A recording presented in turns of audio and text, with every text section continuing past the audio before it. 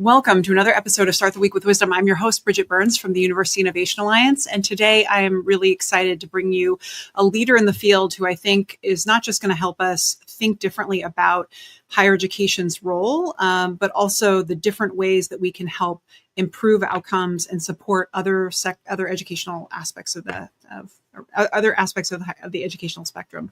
But first I wanted to share that Weekly Wisdom is sponsored by Mainstay, which is a retention platform that is helping institutions around the country to be able to communicate better with students in real time and respond to their needs. And they have done the thing that we all love, which is engage in peer-reviewed research to validate that what they do actually works.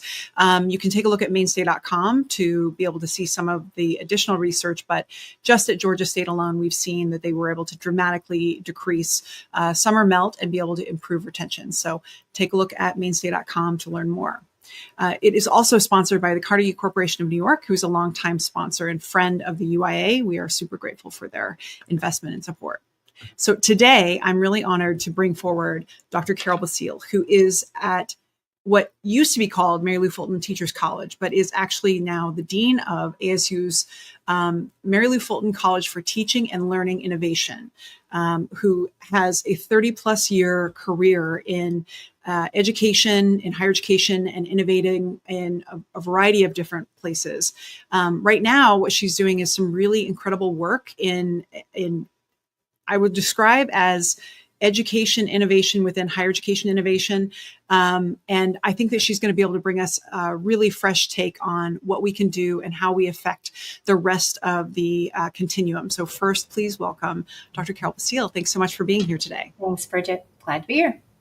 So first, congratulations on the new name. And I hope that I'm sure that has gone as seamlessly as all rebrands go. So tell me a little bit about why the shift from Teachers College to focusing on learning innovation. I just want to first kind of set the stage for where we're going to go in the conversation about why this is just kind of a different place and has a different perspective on the role that you play. So I think, the name actually caught up to all the things that we have been doing here, in this college. And I'm a big believer that colleges of education have to be more than just colleges of education. We're more than just about teachers, that we had to lead and test and drive innovations, right, to solve for the big, wicked problems of education. And so as we have been doing lots of work in that kind of space, the name just needed to catch up, and Teachers College became antiquated, and we decided it was time for a change. Great. I think, it sounds cool, but it's also, there's a long history here with Mary Lou Fulton and what you've already done. And so I like that you kept that history, but you just kind of updated it with a little bit of a refresh. And I like that the frame is around the topic that I think is something we absolutely need leadership on right now. And it's the thing that is the hardest. Learning innovation is something that we want to see more of, but I rarely see folks really unpacking the real nuts and bolts of the things that get in the way for learning innovation. Yeah, I agree with that. Yeah. So part of the reason I reached out to have you on the show is I saw you testify, and I thought you did a great job in Congress, where you shared about the fresh take to thinking about the responsibility merely that your institution, that your college has to prepare educators for the workforce in K-12. And I just want to give you the stage to be able to explain what it is and why I was so captivated by it. It's going to become very obvious, but I think it's just a fresh and nuanced way of thinking about what it is we do and why it matters. So can you share a little bit about that? Yeah. So I think it all starts with a different kind of vision about our education systems. And it doesn't matter whether it's K-12 or it's higher ed. The vision is this: we have built entire education systems on average. The average learner, the average educator, one teacher, one classroom, assessments, assignments, everything assumes that we're going to build for that average person. And what we're trying to do is to say that's not right anymore. And it's not very good anymore. And if we're going to learn anything about learning and about teaching, then we have to then solve for variance, because every single human being is different. And so we can't keep thinking about the statistical abstraction of average. We have to start to think about how we actually organize for variance. And so all of it begins there. And then the second part of this then is that if we believe in variance, then the question is, this is no longer about, oh, we're going to do more professional learning. We're going to change our curriculum. We're going to do all the things that we have always done in these sort of incremental ways. Now what we're talking about is we're actually talking about a fundamental structural change to our education system. And it starts with getting out of the one teacher, one classroom model, of thinking about how we build teams, thinking about who educators are, the roles they play, how they work together, and then we can think about how do we prepare them. So I want you to go a little bit further and keep going, because structural change, the idea of for me, learning innovation is about be able to have individualized learning, right? Personalized learning, right? Yeah.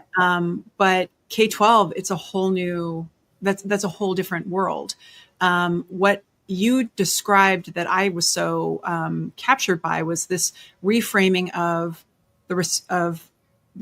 leaning into the strengths of each individual teacher and giving them the space to show up, really, if they're great at mentoring, if they're great at lecturing, and being able to kind of rethink the way that we do the workforce. Yeah.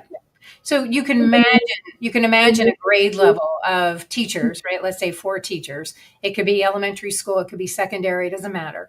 But let me just think about, 4 teachers around a group of 100 kids. And what we typically do is we say, all right, here's those 100 kids, and here's your 25, and your 25, and your 25, and your 25. And we have to, every teacher in their individual classroom has to be all things to all those kids at the same time, by themselves, in isolation, with absolutely no flexibility whatsoever to be able to do the kinds of things that they would like to do in terms of possibly grouping and regrouping kids and doing project-based learning and all the things that we think are good things around teaching and learning is almost impossible to do in a one teacher, one classroom model where you're being asked to be everything to all kids at all times.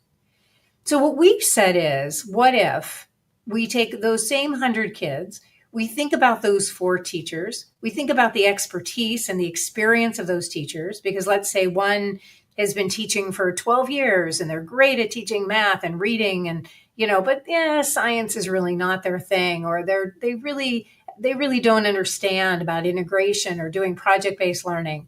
Another one is a former engineer who comes into the classroom who now, loves, science and math, but they're okay at teaching reading, but they're not great at it. It's not really their expertise. A third one just came out of a teacher ed program. A fourth one who's on an emergency license because they love working with kids. Maybe they were a camp counselor. They worked in a nonprofit with kids, decided they wanted to come into teaching, but really they're just beginning their preparation program and they've had no experience. And so then we say, well, who do you want for your kid? Which one of those would you want? And the answer to that is you want all of them.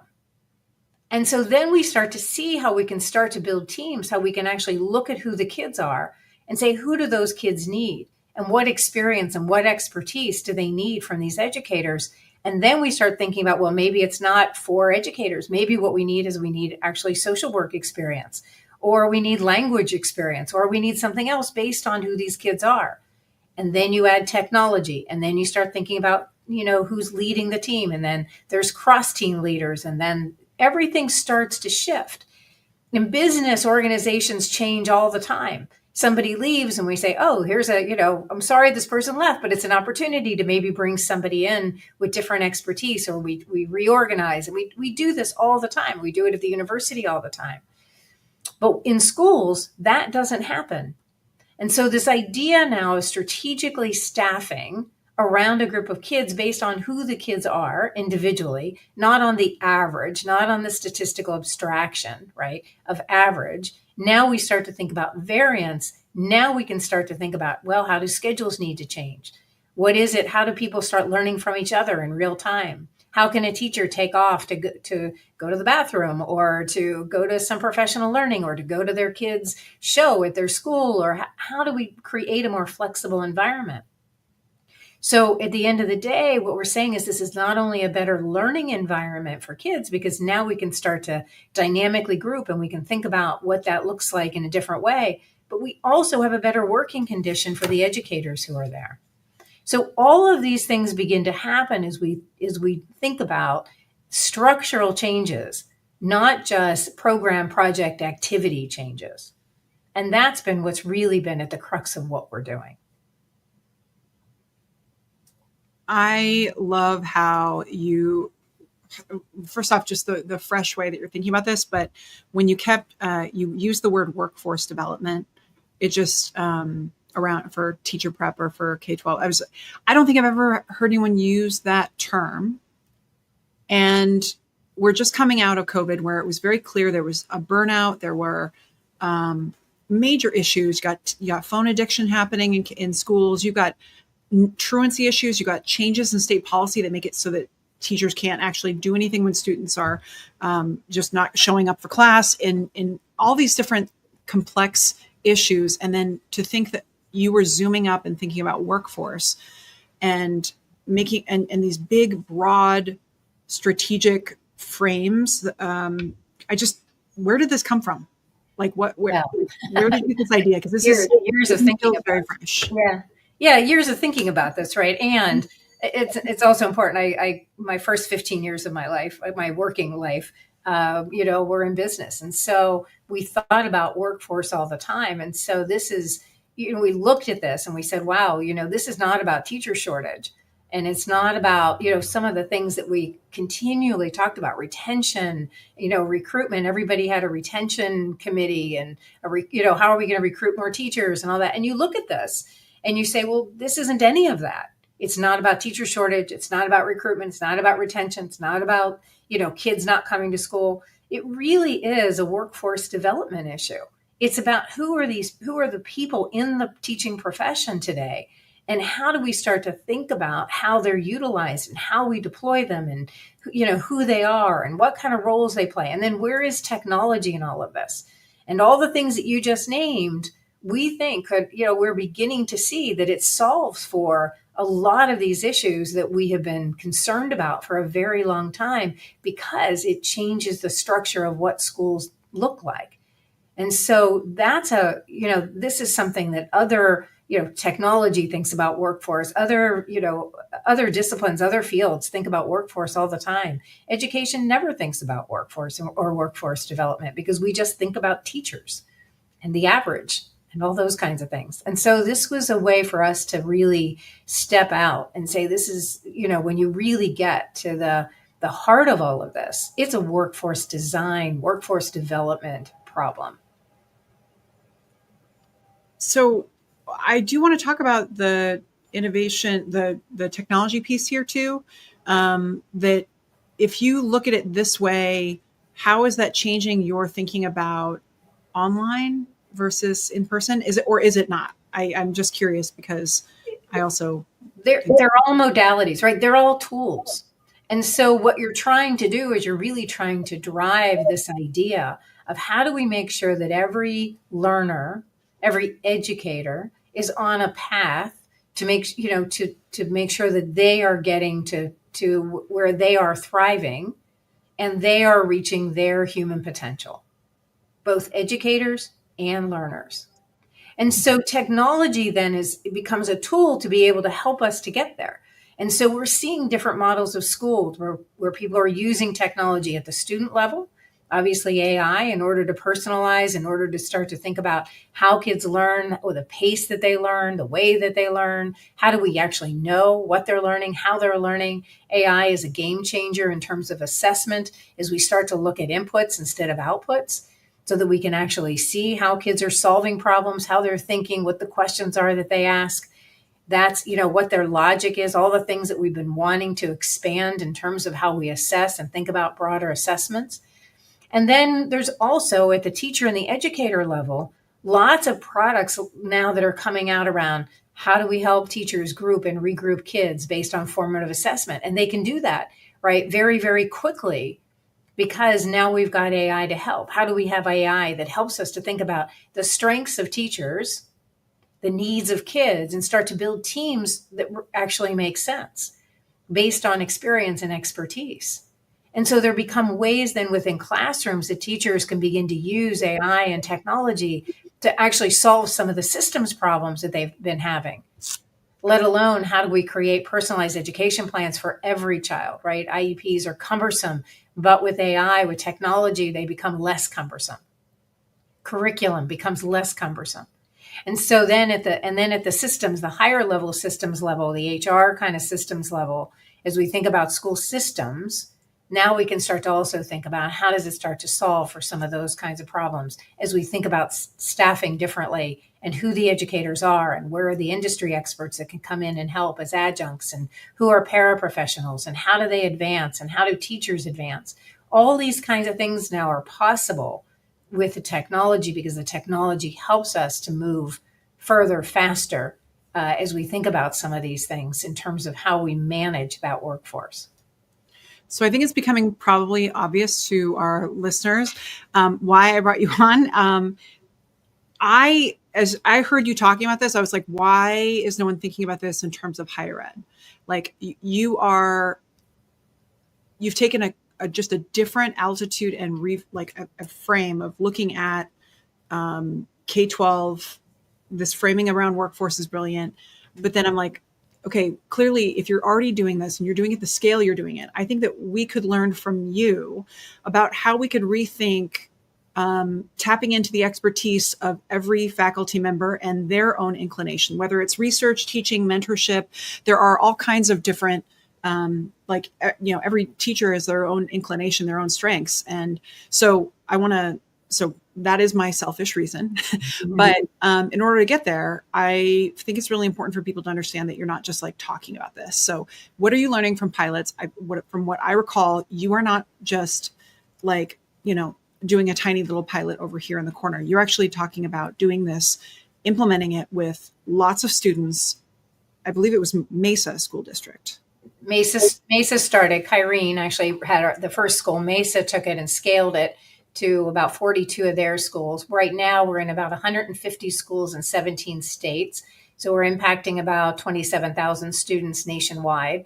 We're seeing this move globally. We're in the Netherlands. We're seeing some schools there. They sent about 100 people here this year. We've had about 2,000 come visit schools here over the last couple years. So there has been a lot of interest, a lot of states that now want to move this direction, that see this as a way to go. And how do they, figuring out how they give permission to schools and school systems to actually move this way. And so this is more than just an idea. It's something that people are actually trying. Now, context matters. Every one of these schools is probably doing this in a very different way at a different pace. It all starts small, right, with one team, one great school leader, one team. But what we're finding is on both sides of this, teachers are happier, they're more satisfaction. We're seeing less absenteeism of educators. All of the positive things that we would hope to see, teachers that were going to retire that now, are going to stay, maybe for, we don't know how long, but they're definitely staying longer. We have cut we've increased the retention of teachers. And on the student side, we're also seeing fewer disciplinary actions. We're seeing, better attendance. We're seeing kids that are saying things like, now I'm more than just a number. My teachers know who I am. I'm getting better instruction. I have more people I can go to. When I need more time in math, I get more time in math because the schedules have changed. So we're seeing on both sides of this, right, that there's really positive benefit. So the more research we're doing, the more schools that we have an opportunity to do this with, the better we are in terms of seeing the impact and this sort of domino effect of simply, the minute you say we're going to, create a system for variance, and we're going to get rid of this one teacher, one classroom, egg crate model of schooling, then lots of other things happen. There's a huge domino effect to what happens and how teachers can think about their own autonomy and as they think also about accountability. But those two things have made a tremendous amount of difference. So you testified about this in Congress, and I'm just curious if are there any levers, whether it be state or federally, that when it comes to policy around education, that there's something being underutilized or something that you've learned from this work that if you could magic wand, that there's something that could be done that would make this happen either at broader scale or would better align this kind of innovation work with what we hope will someday happen in higher ed. Yeah. Well, I think it can happen in higher ed, and we are doing this and we are thinking about this right in higher ed as well, because I think, the role of a faculty member is going to change. There's no question about it, that the role is going to change. They're going to have to work differently. We're having to think more about, where kids are headed and workforce development from that perspective. But I think that, that there's an opportunity here, right, to re-envision what higher ed looks like as well. But I do think, right, that at the end of the day, that for most of the schools that we're working with, it is about a little bit of money, right? It takes some money, right, to enact change. But this doesn't cost more. These models are not costing more. They can't cost more. We're dead before we start. But what they really, really need is they need permission, right? We need a movement of people who are saying, yes, go do this, because this is the right thing to do. This is a good way to think about this in terms of thinking about restructuring. And so a lot of this has to do with, a lot of permission, right, from all kinds of levels, whether that's federal or state or local levels. And then it is some incentive to go do this or to try it and to see what happens. So you are, I think my last question is just in general about how you balance. You obviously are working on the front lines of innovation. You've reframed your entire college around learning innovation, and now you're actually doing this, which I love. I mean, the numbers you're hitting are incredible. Like, I don't ever hear anyone talk about piloting and people already scaling their work at this stage. Like, it's just really impressive to see what has happened in the last few years. Or how long have you been doing this, by the way? We started this about 7 or 8 years ago. Okay. Because it feels like I just heard about this when you spoke at South by Southwest, and then it feels like it's gone viral to some degree. But you're dealing with both institutional innovation and political. So there's political resistance around K-12 reform and institutional resistance to change. You're hitting all of it. And I'm just wondering if you've learned anything that you can give kind of coaching for the rest of us. How is it that you navigate this? Like, do you just like head down? I think you're always bobbing and weaving, right? It's like, rule number one in, boxing. But, I think it's one of those things where you just have to keep doing the work, right? If you know it's the right work, if you're seeing the right kind of results, then you got to go where you can go, right? And so one door closes and you move to another, you move in another direction and you find, the willing, and it's all about that. And there are people who come and they get it and they're ready to go and they go. And there are other people who come and they get it and, okay, not yet. We just can't get there yet. I don't have the right school board. I don't have the right this. I don't, and it takes a little bit longer. And then there are others who don't get it. And so you got to move where with the willing. And I have a fantastic team of people who have been just incredible about this. We have been very, very successful with foundation funding and federal funding up to this point to really make this thing happen. We are hoping that we can really scale this. We think that it's an incredible opportunity to really rethink our education system, and that's I'm agnostic whether that's public, private, or charter, because they're all pretty much look the same. But I think that's that's just the opportunity right now, is find the willing, and that's where we're going, and we just keep moving. And if somebody says no, we go somewhere else. But but the vision is very, very clear. about what we want to do and, how we're going to get there. And then we see what comes up as technology changes, as, others are getting into some of this space. We're going to keep moving. We have to keep doing the work. I love it. This has been super inspiring. Admittedly, I fumble a bit talking about K-12 just because I know that as much nuance as there is about higher education, which I am, intimately familiar with, I know that there's a lot more nuance that I can step in it when it comes to talking about a different sector that feels familiar, but is actually very different. And so I feel like you have, it's a bit of a masterclass on how to think differently about the way that we can influence, but in a good, I think the word influence even sounds kind of harsh. But we can better serve K-12 because we do produce the teachers, and to think about from this fresh workforce development perspective, the fact that you're having such significant impact on what you're learning and how relatable and translatable I think it is to higher ed is just 10 out of 10. I'm super impressed. So I thank you so much for sharing just a taste. I think we're going to get more questions and people are going to ask for another episode, and I am happy to give that to them. So Dr. Basile, thank you so much for being here. And I wish you nothing but wins at your back as you move to the next chapter. Thanks. Thanks so much.